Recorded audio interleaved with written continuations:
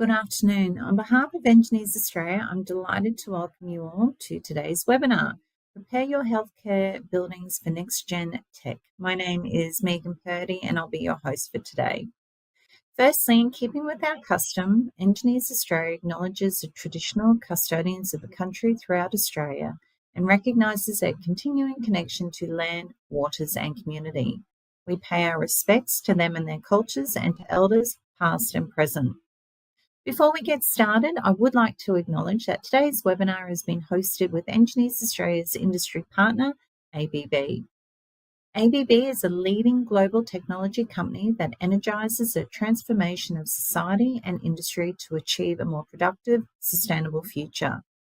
By connecting software to its electrification, robotics, automation and motion portfolio, ABB pushes the boundaries of technology to drive performance to new levels. With a history of excellence stretching back more than 130 years, ABB's success is driven by about 110,000 talented employees in over 100 countries. Now today, we'll hear from our three speakers, followed by our audience Q&A, so I encourage you all to please send your questions through to our speakers via the chat box. I'd now like to welcome our first speaker, Dipyaman Basu, Product Marketing Director from ABB Australia. Dipyaman is the Product Marketing Director for Smart Power and Smart Building divisions, and he is passionate in engineering, design, and keen to create electrification solutions for applications in all segments. Please join me in welcoming Dipyaman. Thank you for the introduction. Hello, my name is Dipyaman Basu, Dippy. I'm the Product Marketing Director of Smart Power and Smart Buildings for Australia and New Zealand, and it's a pleasure for me to talk to you about some key technologies involved in preparing your healthcare building for next-gen tech.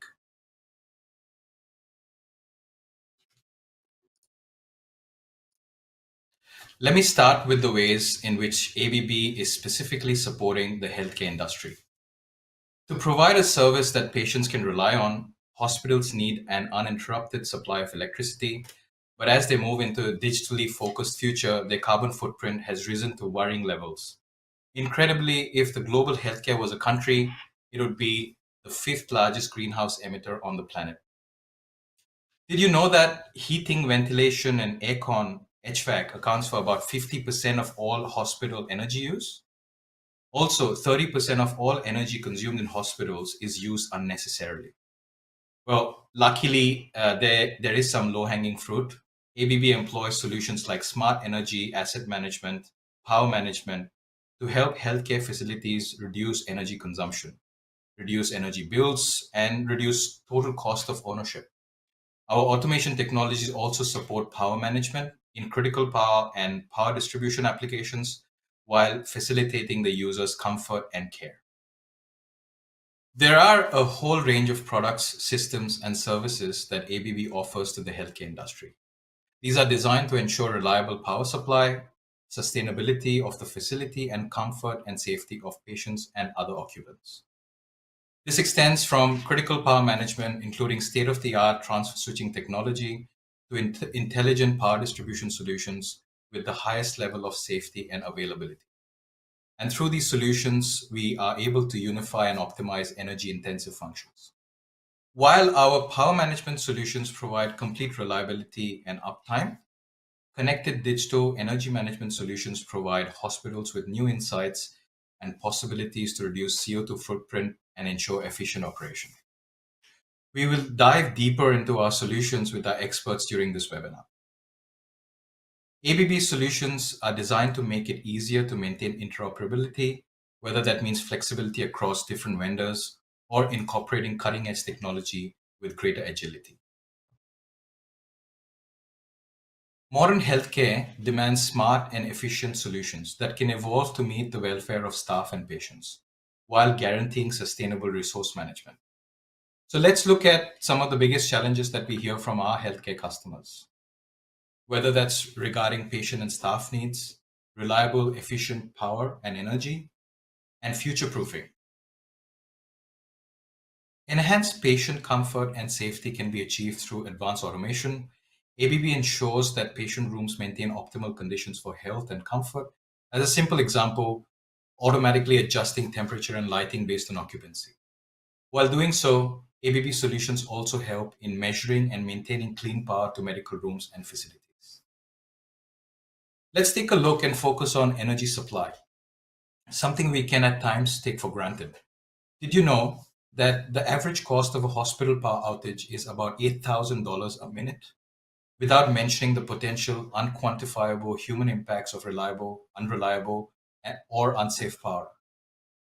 It's of course paramount that reliable power, particularly when needing to supply critical areas for delicate instruments and equipment within the infrastructure of healthcare.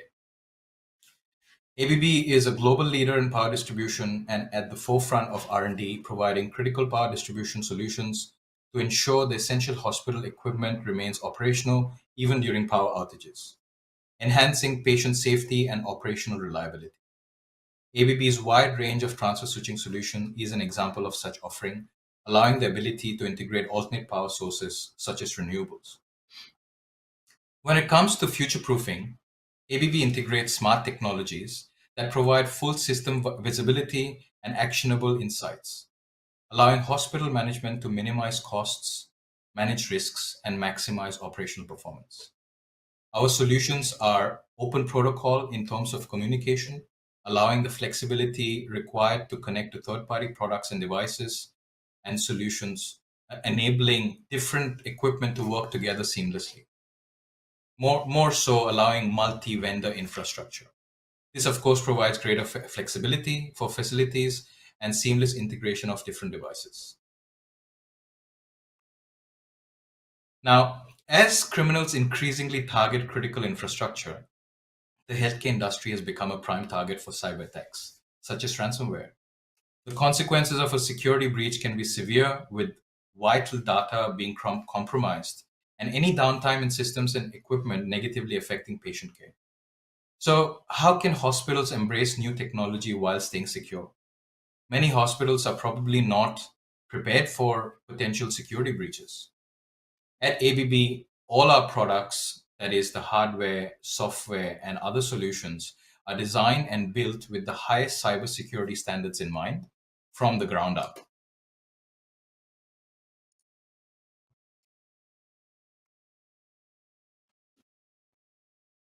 Now, I would like to speak about a topic which is much used, but for us at ABB means far more than most. Our entire business model is built around sustainability, not only in our own operations, but more importantly, what applying our technologies can do to our customers in terms of their operations.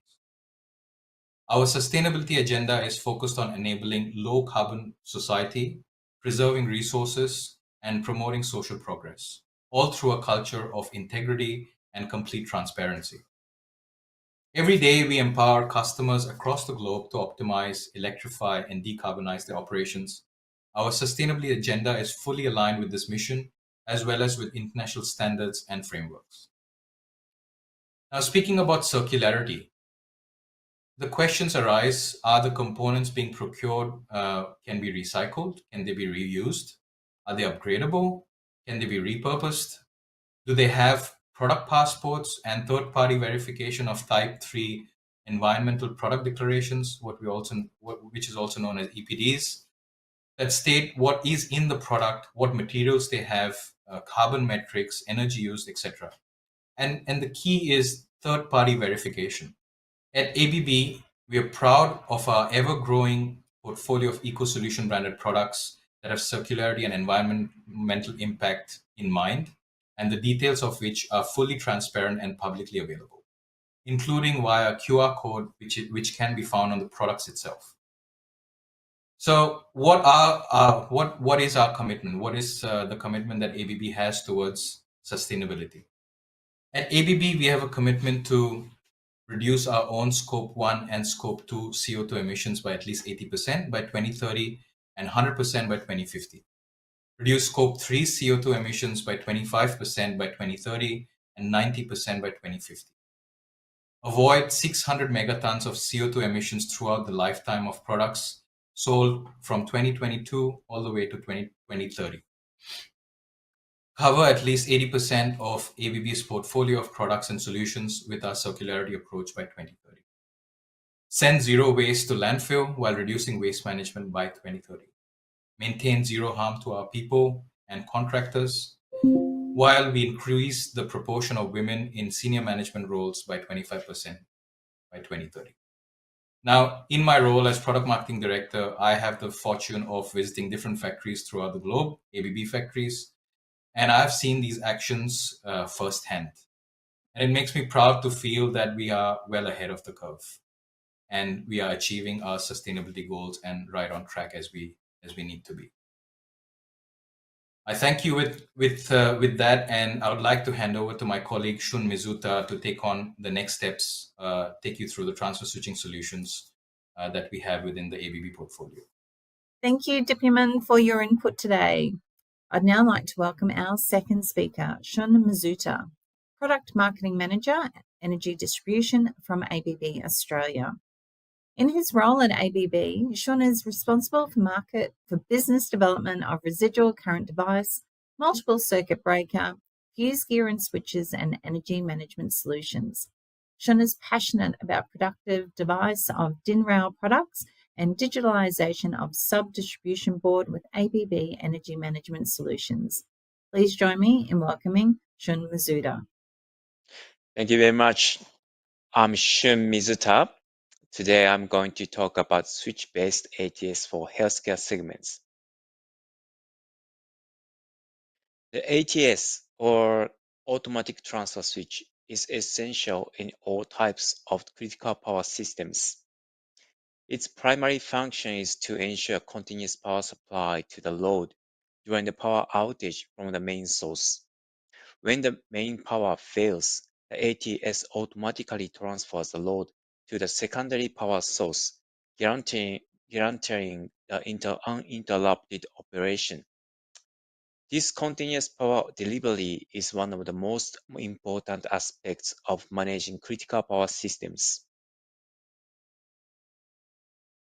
Critical power applications span a wide range of industries, including hospitals, data centers, infrastructure such as airport and telecommunications, power plants, and even commercial buildings. Power outages can result in significant financial penalties and damage to the reputation. And in hospitals, they can even put patients' lives at risk. Now, let's take a look at the different types of transfer switches. There are three main control methods: manual transfer switch, remote operated switch, and automatic transfer switch, ATS. ATS can be further classified into three technology types: Class PC, which is switch-based; Class CB, which is embedded circuit breaker-based; Class CC, which is controller contactor-based. Transfer switches can be classified into following types based on their transition method. Delayed transition. This type has a complete off position between switching from the primary to the secondary source. Open transition. This type switches directly from the primary to the secondary source without an off position.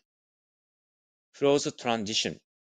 This type, there is a brief period of the both primary and secondary source are connected. Choosing the right class of ATS depends on the specific application. For example, ATS units in the main distribution board are typically based on embedded circuit breakers. This is because overcurrent protection after the transformer is necessary, among other reasons. In contrast, ATS units in the sub-distribution board are usually switch-based. This is because overcurrent protection is already provided by the upstream devices. Selectivity studies are not required, and the switch provides an isolation function to ensure safe maintenance. A typical conventional design of switch-based ATS consists of two switch disconnectors arranged side by side or back to back, with bridging bars on the load side. It uses an electromechanical motor for the transition, offers limited voltage options, and requires extensive external wirings. Additionally, conventional types of switch-based ATS designs have limitations in the measurements capabilities, diagnostic data, configuration options, and communication protocols. Thus, we conclude that conventional solutions increase the probability of fault due to potential errors during the installation and assembly. As a result, the overall safety and reliability of the system may be compromised. ABB offers a complete ATS solution. For ratings up to 1600 amps, we provide a one unit, one wire design, simplifying installation and integration. Now, our ATS portfolio extends up to 4000 amps, maintaining a compact design with minimal external wirings. The True One ATS range includes multiple configurations. For example, pole options, available in various pole configurations. Transition types, open, delayed, and closed transition. Neutral settings, switched neutral or overlapping neutrals are available. From 200 amps to 4000 amps, all models offers a contact transfer time of less than 50 milliseconds. Before we explore the benefits of the fast transfer time, let's take a closer look at overlapping neutral. Simply put, neutral overlapping means that the neutral connection of the load remains uninterrupted throughout the entire transfer process.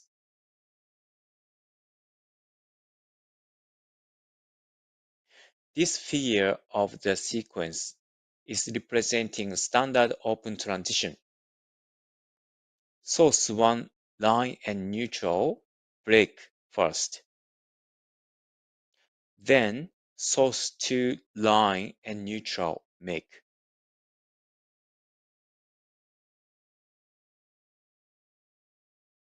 For neutral make first and break late transition, at first source 1 line breaks. Then neutral breaks. After that, source 2 neutral makes. Then source 2 line makes.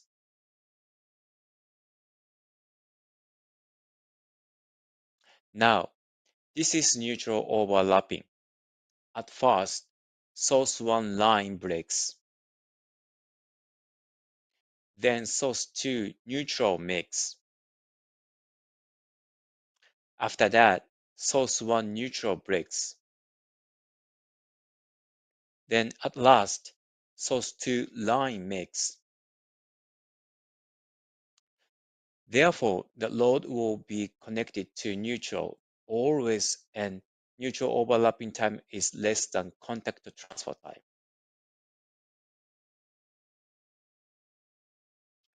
What is the benefit and value of neutral overlapping?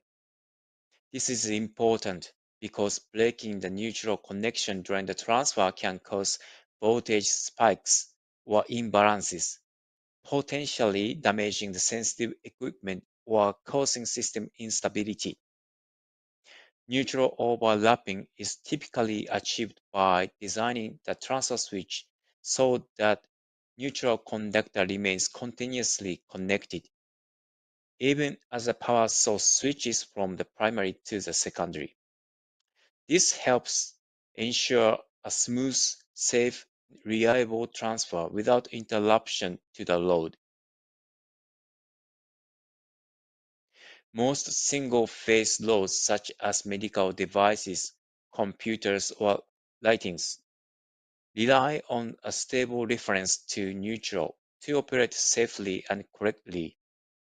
If the neutral is broken during the source transfer, even for a brief moment, it can cause voltage imbalance across the phases, over voltage or under voltage on the load, nuisance tripping of the breakers or UPS systems, and damaging to sensitive electronics. While neutral overlapping ensures a continuous neutral connection and protects the load during the source transfer, it can sometimes interfere with the operation of ground fault protection (GFP) systems. During the neutral overlapping period, the neutral current may split into two paths, one flowing through the secondary source and protected path back to the primary source, which is shown in blue.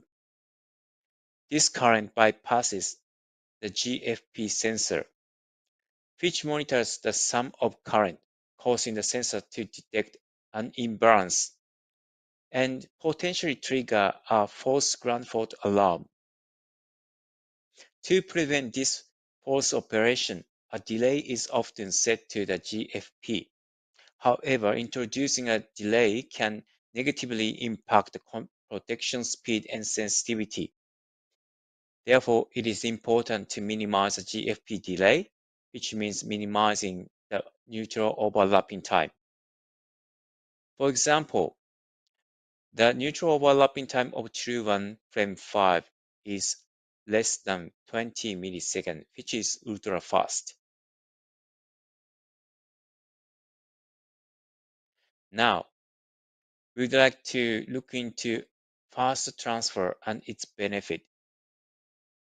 True 1 offers ultra-fast transfer performance with a contact transfer time of less than 50 milliseconds.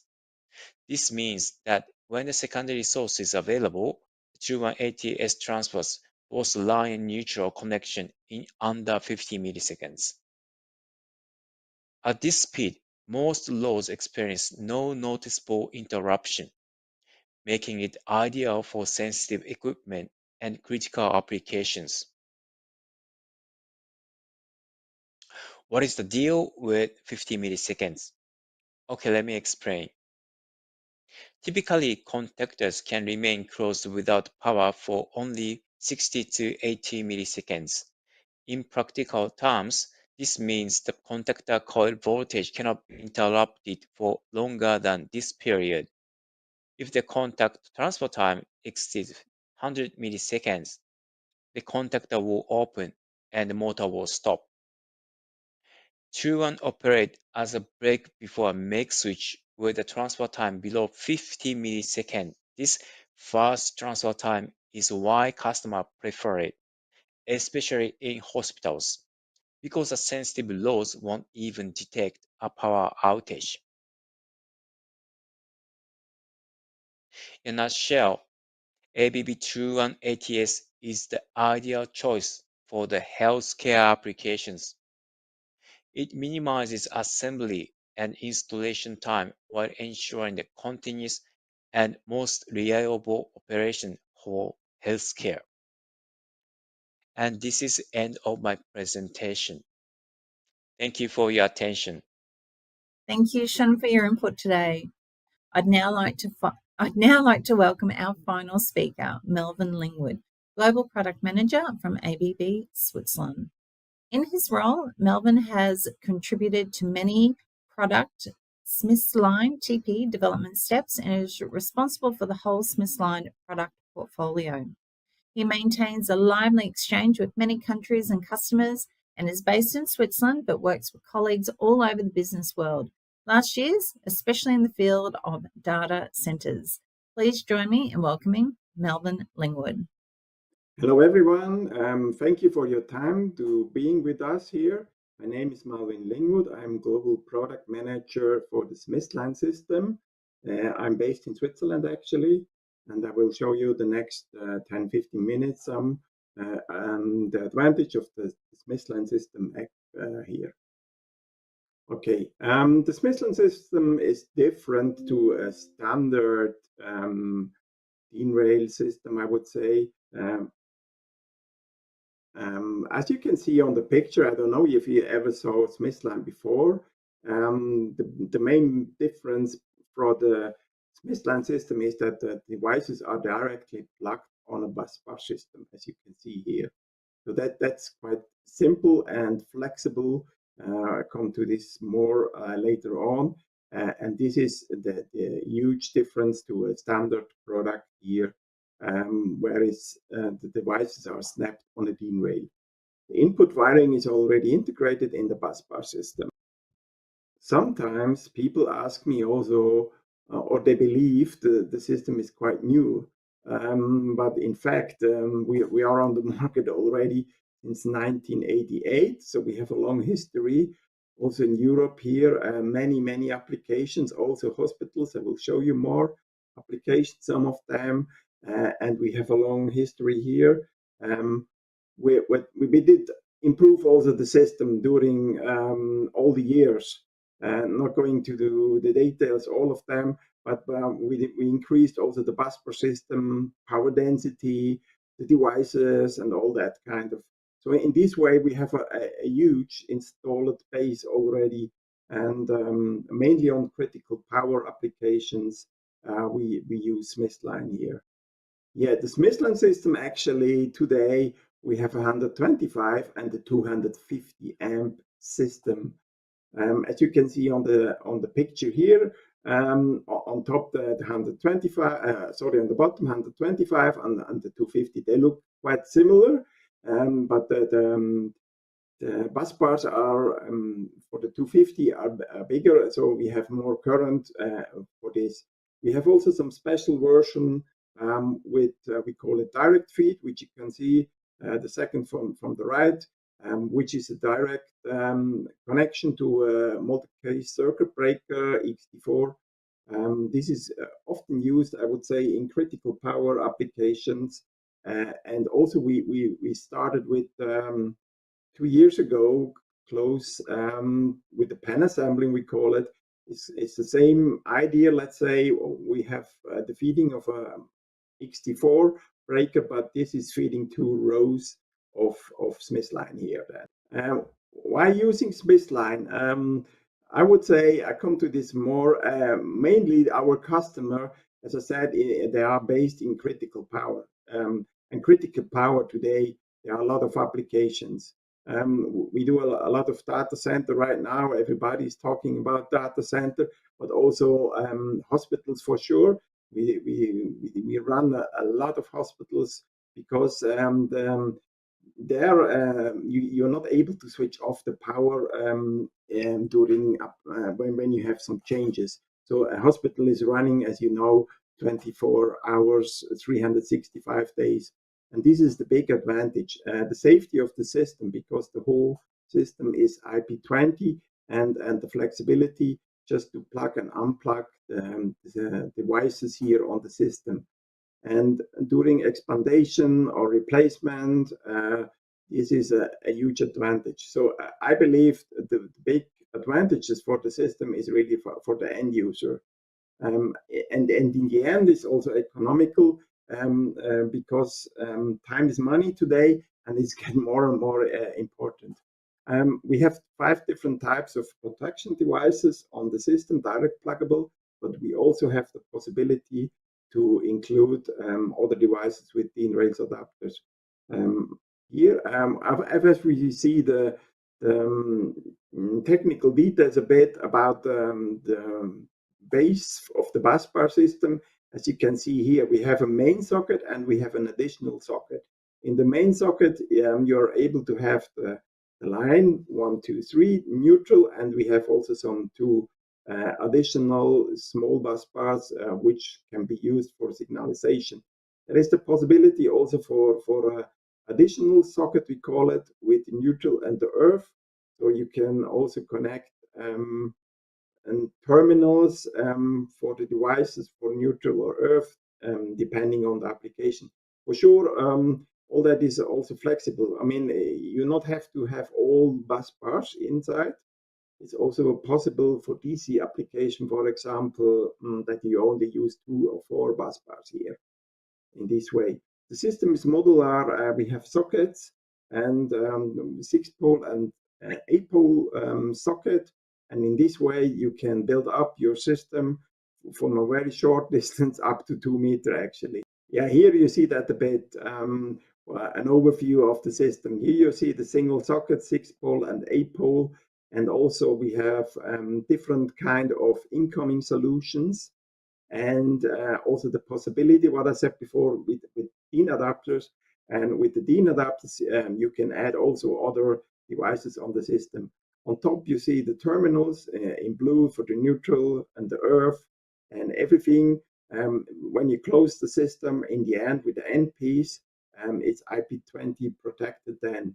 The 250 and 125 look quite similar. The socket is bigger for the 250 for sure, but all devices can be used in both systems and mixed here. So this is also an advantage for this. Okay. Now I'll show you a bit some solution of the incoming. You can have a small incoming with 63 if your busbar system is quite small, or if with the 125 we have the solution of an incoming block 125 amp, or in the middle feed with 160 or 200 amp like this.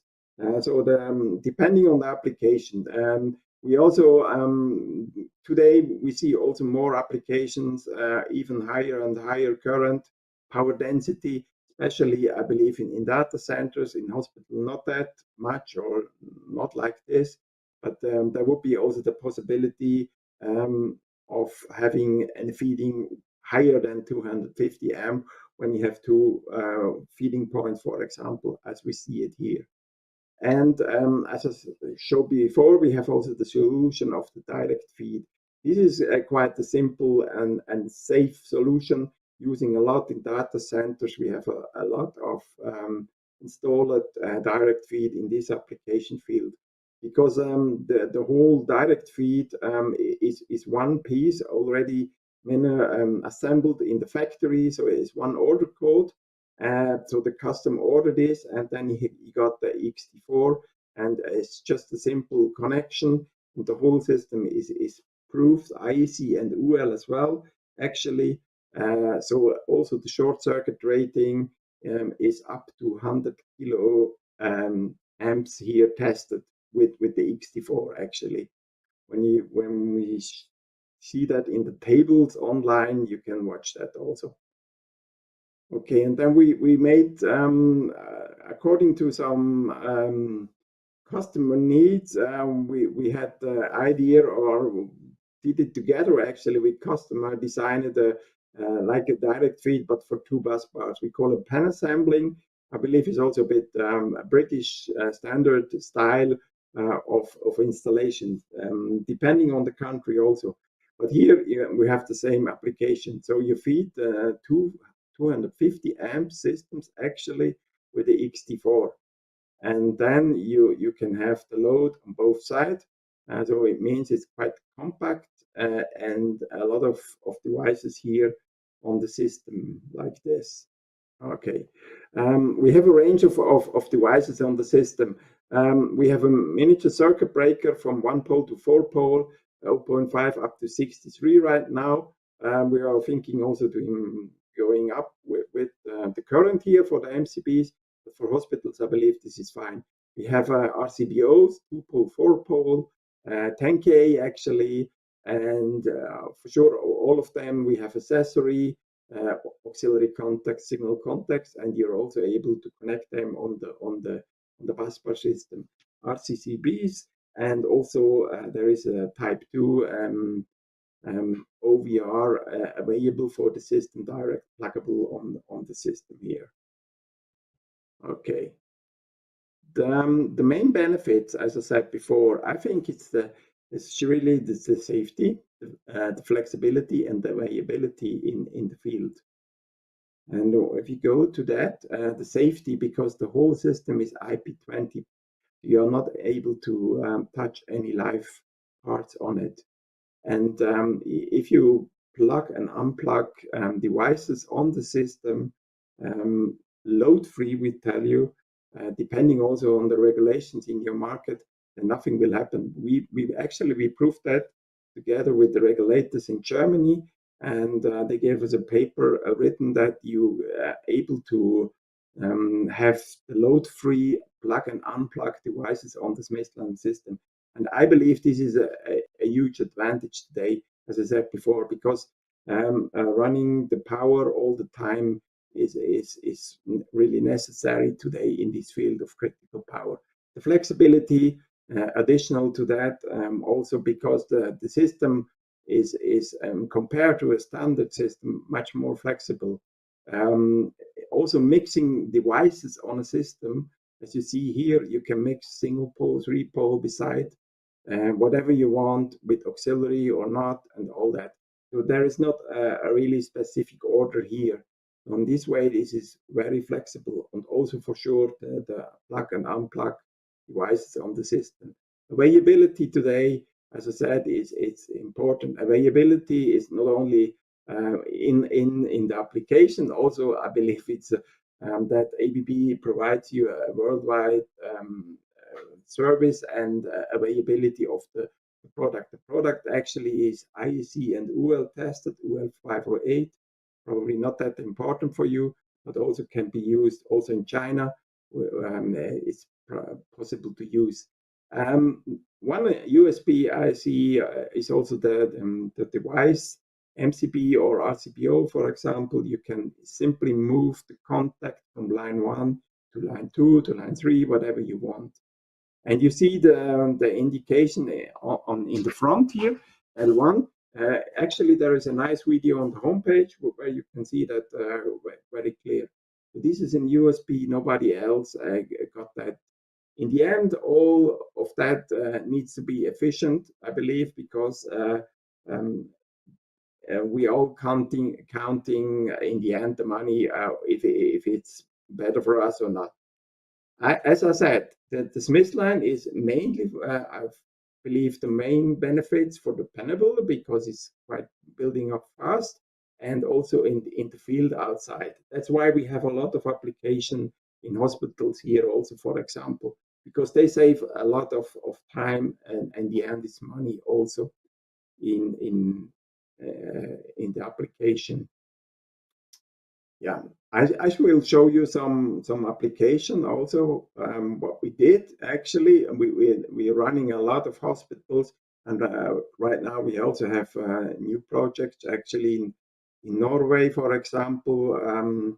Well, there will be some new hospitals, and I'm based in Switzerland. Here in Switzerland, I would say close to 100% of the hospitals here, they are made with Smissline. Showing you some images. Yeah, here, for example, this is close where I am actually.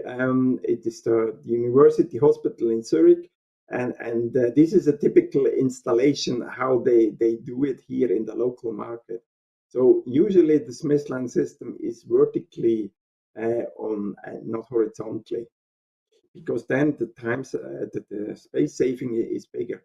So that's they're feeding the system in the middle and have a vertical application there. The same here. This is another hospital also in Zurich, the same field. So the cable from the installation come directly to the devices, so that they not have terminals, depending also on the application of the customer. Some they have terminals to bring the cable from installation, some not. This picture I did last year, so it's quite a new application. This hospital also, they have old enclosures and very new one. And here is also, they going to replace the old one.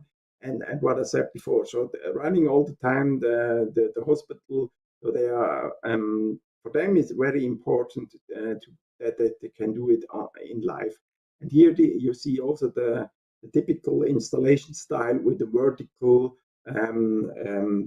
installation of the Smissline. The cable coming from top here directly to the devices is mixed also with mechanics, what you see usually also today.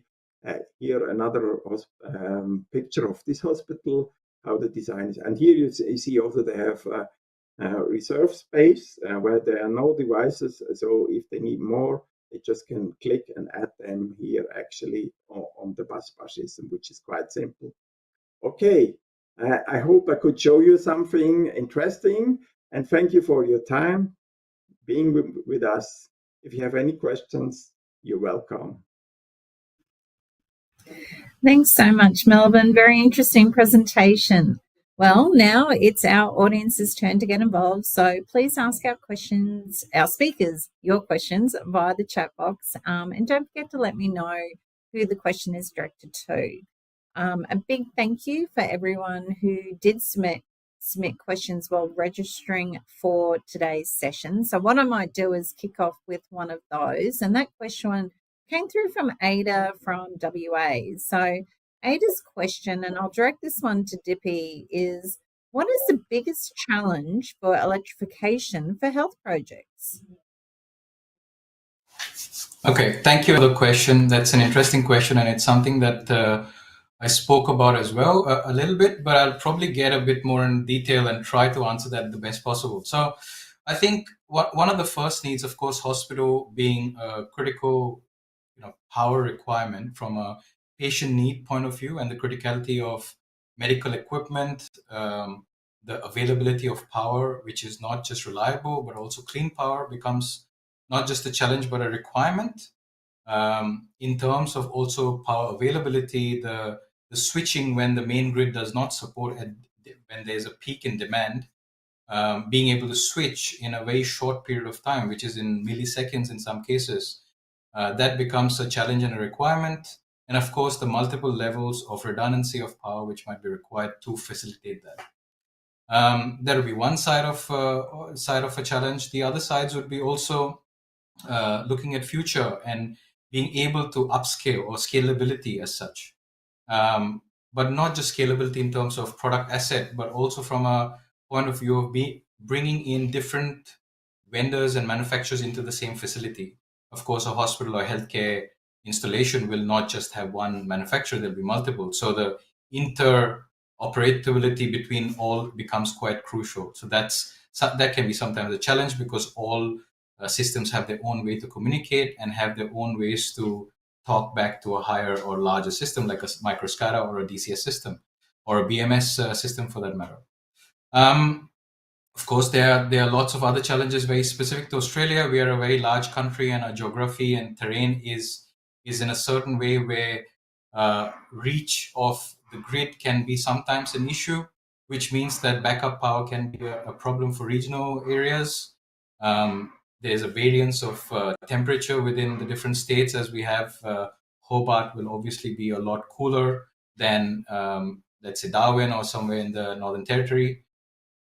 There's a variance in the demand in terms of heating and other facilities required within the healthcare to maintain patients and staff, and that can be a challenge as well. So some of the things that ABB does in those respects is catering to those specific challenges as well. So talking about transfer switching, which Shun did, when there is requirement of a close transition or without a bumpless transition, as we call it, we have those solutions within the True One technology, which allows us to do that and facilitate that.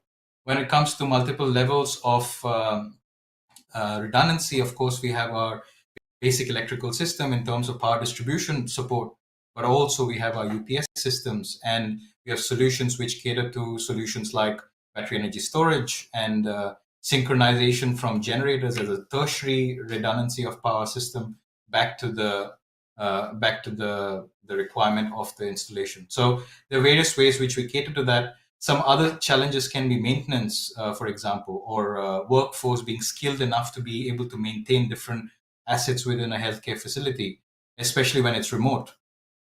In which case, concepts or technologies like AI within products to be able to predict maintenance requirements or preventive maintenance requirements are embedded in ABB systems to allow us to know when a maintenance intervention would be required, which should not always help in reduction of downtime, but it does help in planning that. So based on requirements, that can be planned quite well. Of course, when it comes to other systems such as static transfer switches, transfer switching solutions, we have a complete array of that. But also being able to manage the energy in a proper way. We also have different solutions to measure and monitor electricity and other components of electricity and power to allow us to manage them better or help our customers optimize them. Thank you. Awesome. Thank you. We've had a lot of live questions coming through, but I do have Dippy. I'll just ask you another one which came through from registration, Sure. and it was from Araj, who is from South Australia. What strategies have been implemented to ensure the integration of smart energy systems in healthcare? Sorry, I've got to get my words out. In healthcare, infrastructure balances energy efficiency with the need for uninterrupted critical power supply during emergencies. Thanks, Megan, and thanks, Iraj, if I said that right. There are multiple things. Again, I'm not a domain expert in healthcare as such. We're more from the manufacturer point of view, but there are a few things which we're aware of are happening within Australia. Is trying to look at power in different ways. So looking at decentralization and being able to support power requirements of healthcare facilities through renewable energy, whether that's a battery energy storage system or other renewable sources like wind and so on. There is a concept, or there's a project which we know of in South Australia, which is called VPP, or a virtual power plant, which takes power from battery storages of different homes and collates that power. So the decentralization is a process of that. So where ABB comes in to support that is, of course, in battery energy storage systems, we have a lot of solutions, whether that's within power distribution. For example, battery operates in many cases in DC. We have a complete extensive range of 1500 volt DC products, whether that's switches within the air circuit breaker range as a switch and many other solutions. We also have certain solutions which integrate different sources of power or allow that to be managed in terms of power management and switching technology. So that will be one of the strategies that we have tried to cater to as a requirement. Of course, there's redundancy of power. Critical applications like healthcare would require redundancy of power at a very high level. And as far as I'm aware, there are standards within the AS and ZS to cater to those requirements of transfer switching. That's where transfer switching solutions come into picture. Energy efficiency is being implemented to use the available power better, of course. So our EMS solutions, whether that's from measurement and monitoring to analysis to optimization as a kind of cycle of energy management, is a part of that. And of course, the predictive maintenance, which are embedded within our product ranges and to assets, plan maintenance and downtime.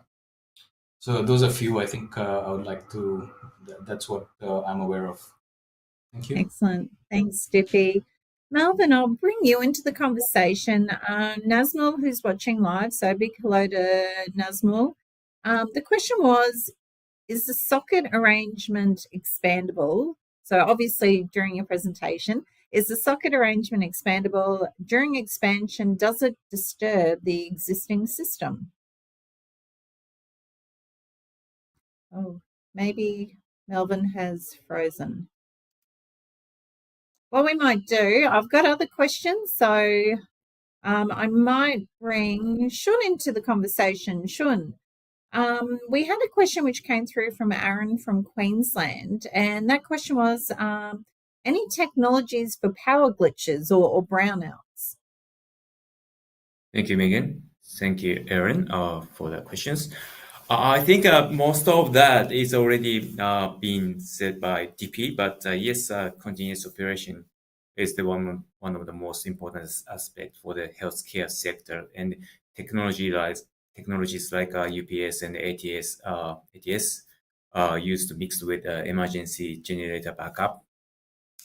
And yeah, in terms of the power quality, power conditioning equipment such as voltage filters are used to protect sensitive equipment. And from ABB standpoint, we have a smart energy monitoring system, EMS, to analyze and predict do the predictive maintenance, which will prevent unexpected power failures. So these are the technology centers around the market, and we do have solutions for that. Thank you, Megan. Do we have Melvin back? I'm not quite sure. Melvin, are you with us? I don't think so. Unfortunately, Melvin is joining us live from Italy at the moment, so maybe we've got a bit of a technical issue, but bear with us. We will try. Oh, have we got you, Melvin?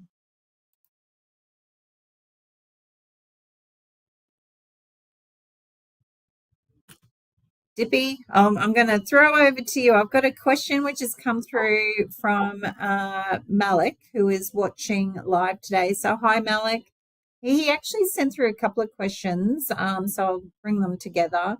The first one was how carbon emissions can be reduced, especially for HVAC and electrical solution systems. And then it went on to say, shall you use renewable energy sources as a primary power generation for these systems? Okay, so the first part of the question was carbon emissions, is it, Megan? Reduction of carbon emissions? Can carbon emissions be reduced, especially for HVAC and electrical solution systems? Okay, thanks for the question, Malik. It's a very interesting topic, and by no means am I a sustainability expert, but from our solutions, I'll try and answer that the best I can. So the carbon emissions are catered to many different aspects, right? So when we first think about heating, let's say heating in our HVAC, let's talk about the heating component of largely fueled by fossil fuels and gas. So that's one part of the story. Conversion of that into electricity obviously gives us a lot better COP, which means that we get more efficiency out of the whole system. There could be many other smaller components of that in terms of insulation of buildings and other things, which I will probably not go into. But that portion of being able to have electrical systems to provide heating do support reduction in carbon footprint by large. But it's not just the carbon footprint of a healthcare installation. It is also, or the emissions are also related to manufacturers, logistics, transport, all those kinds of things become a part of the whole picture. And so holistically, or circularity is around everything. And where we play a role is in the area where we are able to do our bit on making sure our factories are sustainable and have as low as possible carbon footprints. And I spoke about some of the metrics and KPIs that we have brought on ourselves to reach those goals from a manufacturer's point of view. So our factories largely work on this. So lots and lots of systems within our factories are evolving and changing on a regular basis, whether that's zero landfill or making our products EPD compliant for that matter. And not just that, but also being able to create solutions which are sustainable as a whole. Energy efficiency is also a very important factor in that. So being able to measure, analyze, and optimize those three main components of energy efficiency with our EMS solutions becomes key as well. So there are various ways that we can reduce carbon emissions, and some of them may have costs involved or investments involved, which needs its own CapEx and OpEx and ROI. But there are some low-hanging fruit, which we can pretty quickly implement with the help of manufacturers such as ABB and also with some consulting firms to give us some advice. On the whole, I think the first step would be to try and audit, like a sort of energy audit, to see where the highest levels of carbon emissions come from, and that's where I would probably recommend to start in that aspect. Hope I answered your question. So yes, to answer your second question, renewable energy definitely would be a part of that journey, but it's not as simple as just that, if that made sense. Thank you. Awesome. Melvin, are you with us? No. I think what we'll do for any questions which are directed to Melvin, we'll hopefully Dippy or Shun might be able to answer them, but if not, what we'll do when we send out to everyone, we'll hopefully get some of those answers for the audience today. So apologies for that. He is trying to dial in. It's very early over in Europe, but yeah, unfortunately, he's having a few issues. But we will keep going. Dippy, Pam had a question which was around, and a few people have submitted this question. So, what makes electricity distribution in healthcare environments different from similar facilities like airports? Okay. Thanks for the question, Pam. That's an interesting question. So I think I'll start with the criticality of the requirement, right, in terms of power. Both have critical power requirements, airport and hospital as well, but the criticality of power in a hospital would be life-threatening. So equipment, where the patient's lives, ventilation, but not just on the patient and staff requirements, but also on things like vaccinations and being able to support that there's a temperature oriented storage systems which are required to be maintained for larger periods of time. Whereas in airports, the demand can be a bit different in terms of requirement. And even if there is an outage, the transference of source of energy or source of power would be different in an airport, in my opinion, from a hospital, where in a hospital it'd be more immediate. So you'd look at a transfer switching solution like a closed transition. In an airport, you'd probably look at an open transition, which is still a few seconds, or whereas in a hospital, it's very immediate. That would be one. The second aspect, I think, just thinking from the top of my head, the quantum and the number. I mean, we obviously have a lot more hospitals in a state than we have airports, and regardless of size of facility and the energy, the demand of hospitals in general would be larger than airport, and the demand can fluctuate more in airports than it would do in a hospital. So it's not about whether the products would be the same or not. The products would be the same. In some cases, not. They could be different sorts of products in form of its application. So, for example, you'd use a True One ATS system in an airport, which would just be a True One with an open transition. But where in a healthcare facility, you could probably think about closed transition with a R5, R5B solution. You would probably employ measurement at extreme load level in a hospital or a healthcare facility. You may not do that in an airport. You may do it at a higher level of installation. Those are the few things I can think about. But it's a very interesting question and intrigues a lot of thought. Thank you for that. Thank you. Hey, Megan. Yeah. If I make some comments, I think what DP just said is completely right.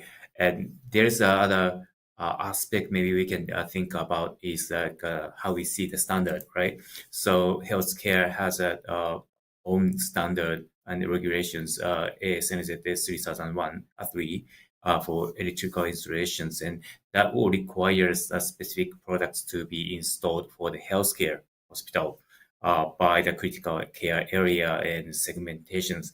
So in general, we can think of both airport and healthcare sitting in the critical power segments. But when it comes to deep with the standard requirements, then we will see the difference between those two facilities. I just wanted to add this one comment. Awesome. Thank you. I think that, have we got Melvin there? No, I don't think we have. Sean, there was another question which came through. So while we have you chatting, the question was from Ming Ming was, are there any installations within Australia? Okay, so today we presented both True One ATS and Smissline, and we do have installations in Australia. True Ones, especially around healthcare and Queensland areas, are very strong and performing well. And in terms of the Smithsline's, yeah, we do have a installation in Australia as well, and we can discuss separately about this topic. Sometimes we have to get acceptance from the customers of the disclosing those stuff, but maybe we can share some of the generic informations and which models has been used in Australia. Awesome. Thank you. I'm not quite sure. It always looks to me that Melvin's there and live, so I'll just double check. But I don't think we do have him. He's having all sorts of troubles with his Wi-Fi in the hotel in Italy. So what I will do is jump back into Dippy. I mean, No, additional maybe to Shun, I there. can say, we have a huge installation base.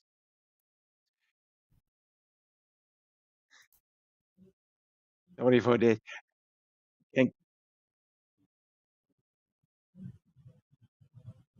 We can hear you, Melvin. Oh. Keep going.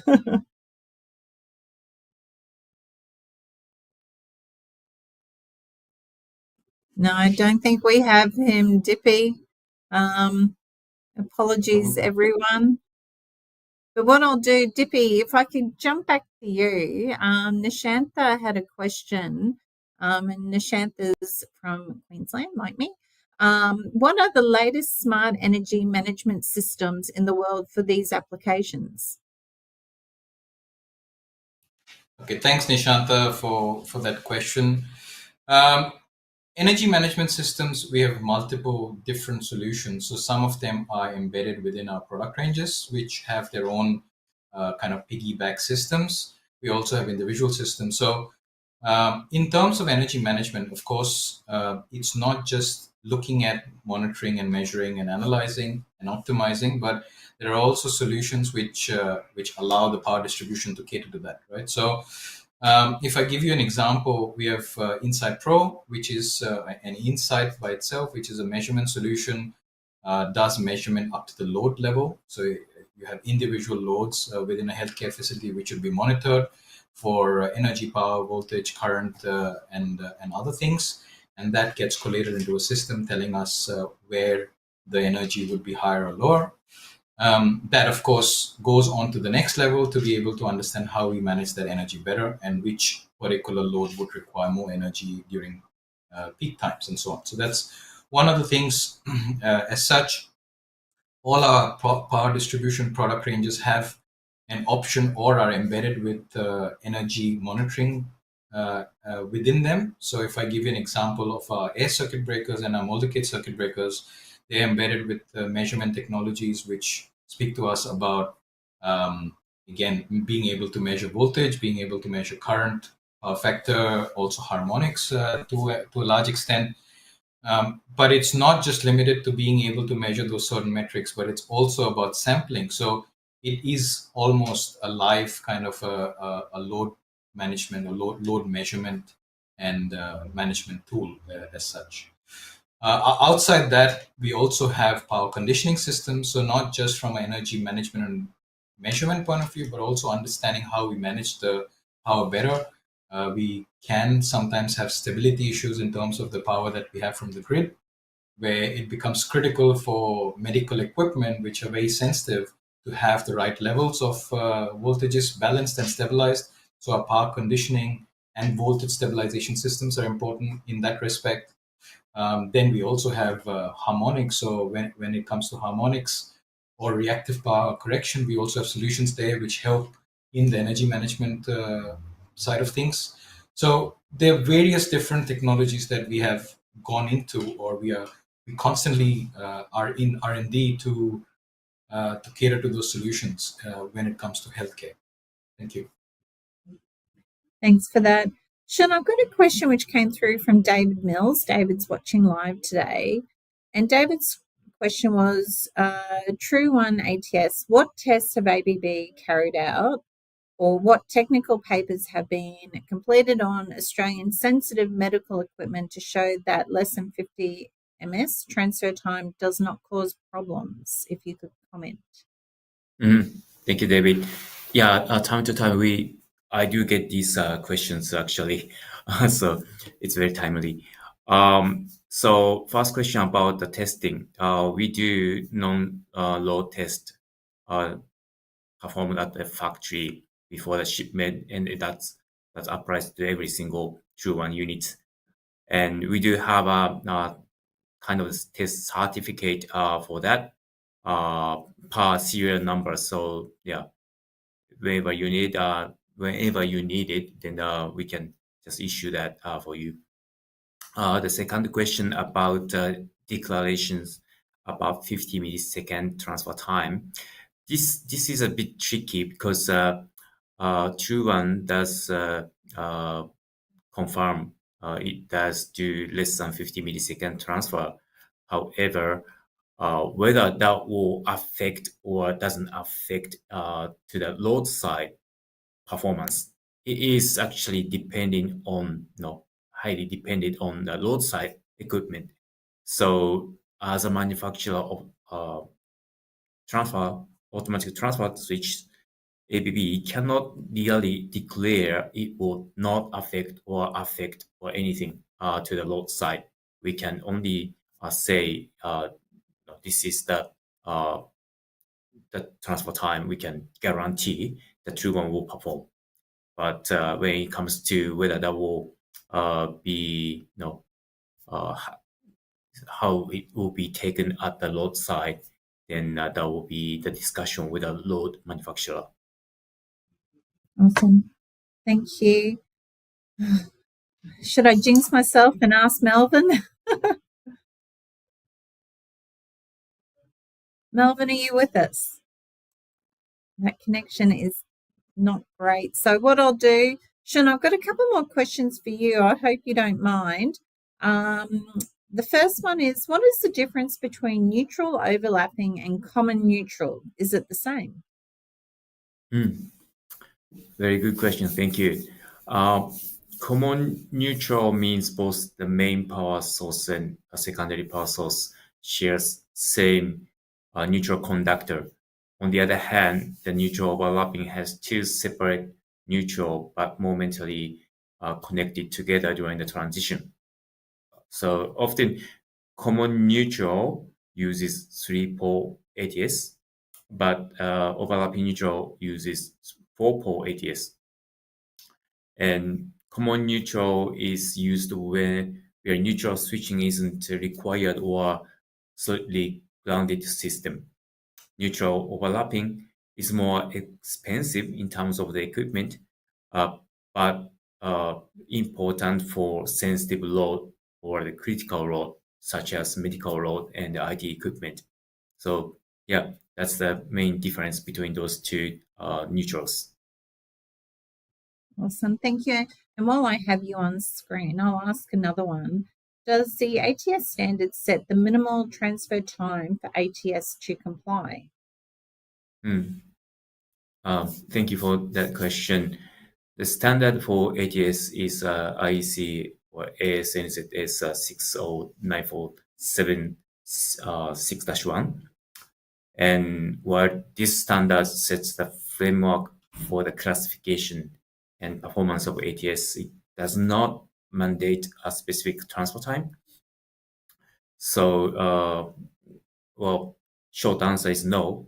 However, industry practice and application standards often aim for transfer time as low as possible to minimize disruption to the sensitive load.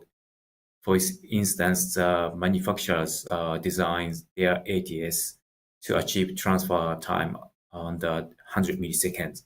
But this is not the requirement of the IEC or ASNZS 60947-6-1.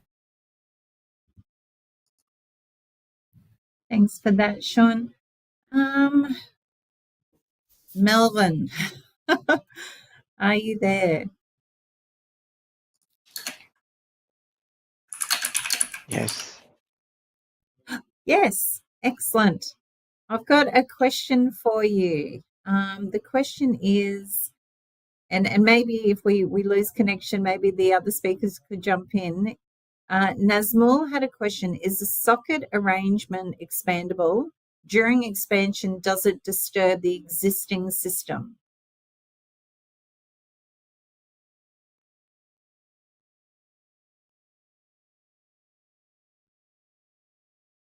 Oops, we might have to jump over. Dippy or Shun, are you able to help Melvin out? Able to help a colleague? Maybe, yes, let me try. Yes, it is expandable.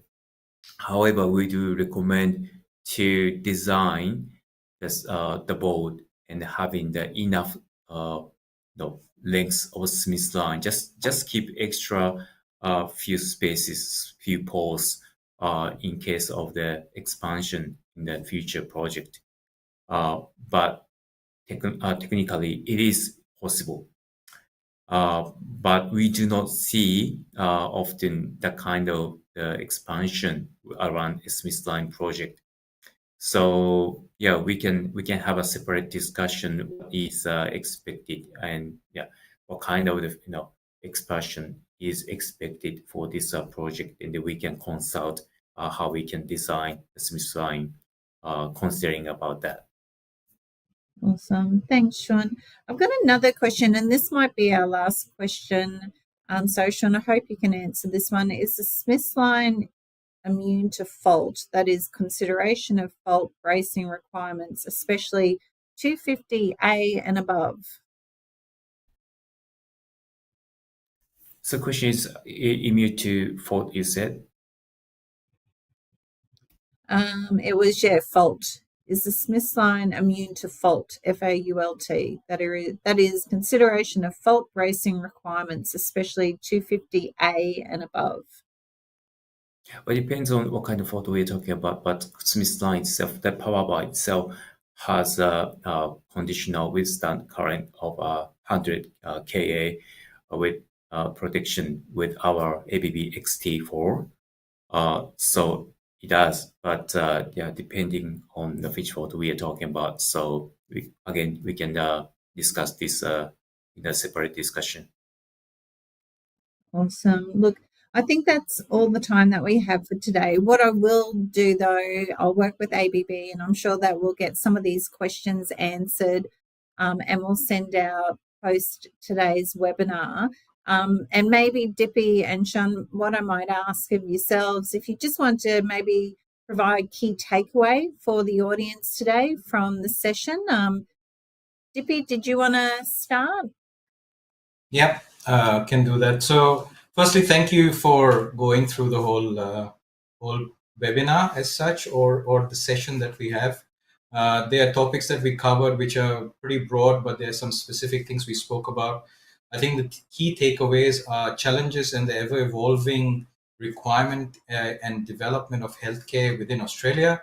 That becomes something that we want to support as ABB in the transition journey, whether that's moving away from traditional use of gas and other sources to electricity, whether that's sustainability or reduction of carbon footprint, or it is how we manage critical equipment within healthcare facilities. So if there are more questions, if we need to support the design or help in trying to design systems and infrastructure in early stages, or look at existing installations and cases where we can upgrade things, we're more than happy to help and support in that journey.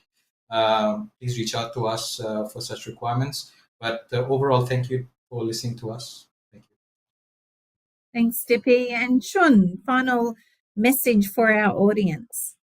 All right. Yeah, thank you very much for the paying attention for this session. As ABB, there are many technologies and solutions on the healthcare segments, and we are here to support the customer from the risk of the power outages. And our solutions and equipment, some of them are very unique and one of the best solutions available in the market in Australia. So yeah, please come to us and discuss us at early stage to discuss about the new project and anything. We are here to help. And yeah, with that, I would like to conclude as my last word. Awesome. Thank you so much, Sean. Look, that's all the time that we have for today. So please join me in thanking our speakers, Dippy Basu, Shun Mazuta, and Melvin Lingwood for their time and input. And a big thank you for Melvin for getting up so early in Italy and unfortunately encountering those technical issues. I would like to thank Engineers Australia's industry partner, ABB, for their support with today's webinar. I'm very pleased to share that we do have our Engineers Australia Excellence Awards 2025. I think nominations have now closed, and we will be going to our local award events in September, and then we celebrate with our national gala event in November. So it'd be great to see everyone come along and help us support people and projects that drive innovation. So yeah, keep an eye out for those upcoming events.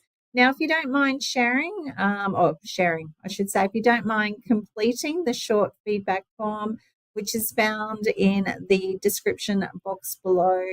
I think I say this every time, but if you could please complete that, it really does help us to improve and plan future sessions for you, our audience. So look, finally, thank you once again for joining us, and we hope to see you at our next Industry Partners event. Good afternoon.